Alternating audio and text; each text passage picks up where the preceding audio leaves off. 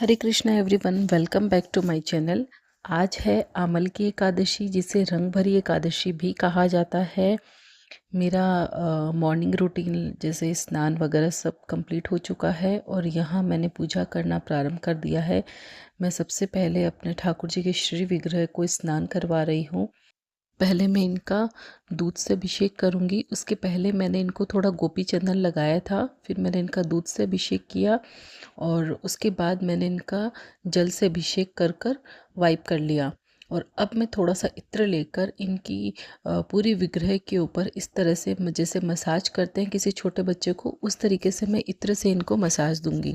के बाद ये देखिए, मैंने इनका पूरा श्रृंगार डन कर दिया है। और आज मैंने इनको फैब्रिक लेकर उसकी पगड़ी बनाकर बांधी है। ये मेरा मटेरियल जहाँ से मैंने ये पोशाक ली थी, वहीं से मैंने ये पगड़ी के लिए मटेरियल लिया था। और अब बस इनकी वंशी धारण कराना ही बाकी शेष रहा है। और ये मैं पूरा पोशाक पहनाने के बाद भी वही इत्र इनको फिर से लगा देती हूँ। और ये ठाकुर जी का श्रृंगार पूर्ण हो चुका है, पर आज इसमें एक कमी रह गई। आज जो मेरे फूल वाले अंकल हैं, वो मुझे फूल नहीं डिलीवर कर कर गए हैं, तो आज ठाकुर जी के श्रृंगार के अंदर पुष्पमाला मैं उनको नहीं पहना सकी, नहीं धारण करा सकी। अभी मेरी पूजा आरती संपन्न हो चुकी है और ये मैं आपको थोड़ा सा एक व्यू दे रही हूँ मेरे घर के मंदिर का, जिसके अंदर कुछ भगवान की फ़ोटो है। श्री जगन्नाथ जी, सुभद्रा मैया, बलभद्र जी, बालाजी, और ये हमारी सुरभि मैया, और ये ठाकुर जी का श्री विग्रह है, और गणेश जी, सरस्वती माता और श्री यंत्र, और दूसरे कुछ और फोटोज़ है भगवान की। और ये है शिवलिंग। आज इनके ऊपर भी पुष्प नहीं चढ़ पाए। और ये है हमारी तुलसी महारानी। मैंने इनके भी दिया जला दिया था, पर वो दिया यहाँ पे रखने का मेरे पास स्पेस नहीं था, तो उसे मैं बाहर बालकनी में रख कर आ गई हूँ। और इनकी पूजा भी मैंने डन कर दी है और अब मैं करूँगी चैंटिंग। मेरी पूरी पूजा डन होने के बाद ही मैं चैंटिंग शुरू करती हूँ। और ये अभी मैं आपको पूरे मंदिर का ऊपर से टूर दे रही हूँ। ये मेरे मंदिर के कर्टन्स है, जिनको मैं रात को लगा देती हूँ जब ठाकुर जी के विश्राम का समय होता है तब। और ये इस तरीके से मेरा मंदिर का व्यू आता है पूरा। जब मुझे इस पौधे को थोड़ा धूप की ज़रूरत लगती है, तब मैं ये बाहर रख देती हूँ, तुलसी महारानी का जो पौधा है।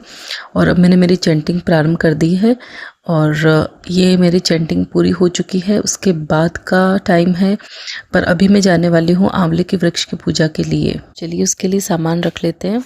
कृष्ण गोविंद गोविंद गोपाल नंदलाल, कृष्ण गोविंद गोविंद गोपाल नंदलाल, श्री कृष्ण गोविंद गोविंद गोपाल नंदलाल, कृष्ण गोविंद गोविंद गोपाल नंदलाल, श्री कृष्ण गोविंद गोविंद गोपाल नंदलाल, कृष्ण गोविंद गोविंद गोपाल नंदलाल, गोपाल नंदलाल, गोपाल नंदलाल, गोपाल नंदलाल,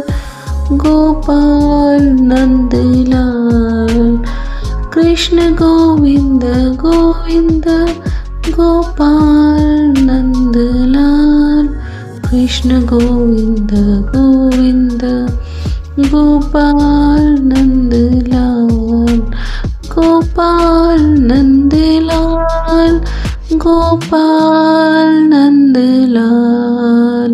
कंप्लीट हो चुका है। मैंने पूजा भी डन कर ली है, माला मेरी डन हो चुकी है, मैंने आंवले के वृक्ष की पूजा भी कर ली है। और जो भी मेरा मॉर्निंग रूटीन होता है, लाइक बाकी फैमिली के लिए ब्रेकफास्ट लंच पैक करना, वो सब कुछ मेरा डन हो चुका है। और अभी मैं रीड करने वाली हूँ Gita. So let's begin with it. आज हम पढ़ रहे हैं चैप्टर 3 वर्स 6। कर्मेन्द्रियाणि संयम्य यास्ते मनसा स्मरन् इंद्रियार्थ विमूढ़ात्मा मिथ्याचार स उच्यते। अर्थात जो कर्मेंद्रियों को वश में तो करता है, किंतु जिसका मन इंद्रिय विषयों का चिंतन करता रहता है, वह निश्चित रूप से स्वयं को ही धोखा देता है और मिथ्याचारी कहलाता है।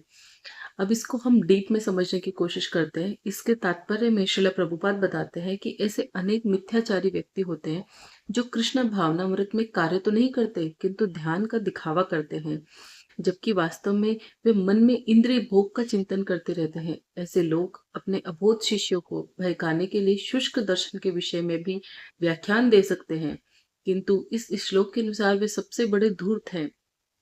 इंद्रिय सुख के लिए किसी भी आश्रम में रहकर कर्म किया जा सकता है, किंतु यदि उस विशिष्ट पद का उपयोग विधि विधानों के पालन में किया जाए तो व्यक्ति की क्रमशः आत्मशुद्धि हो सकती है। किंतु जो अपने को योगी बताते हुए इंद्रिय तृप्ति के विषयों की खोज में लगा रहता है, वह सबसे बड़ा धूर्त है। भले ही वह कभी कभी दर्शन का उपदेश क्यों न दे, उसका ज्ञान व्यर्थ है, क्योंकि ऐसे पापी पुरुष के ज्ञान के सारे फल भगवान की माया द्वारा हर लिए जाते हैं। ऐसे धूर्त का चित्त सदैव अशुद्ध रहता है, अतएव उसके यौगिक ध्यान का कोई अर्थ नहीं होता। इस श्लोक से हमें यह समझना चाहिए कि हमें किसी का शिष्य बनने से पहले हमें यह आत्मचिंतन करना चाहिए कि क्या वह गुरु अपने इंद्रियों को वश में कर चुका है।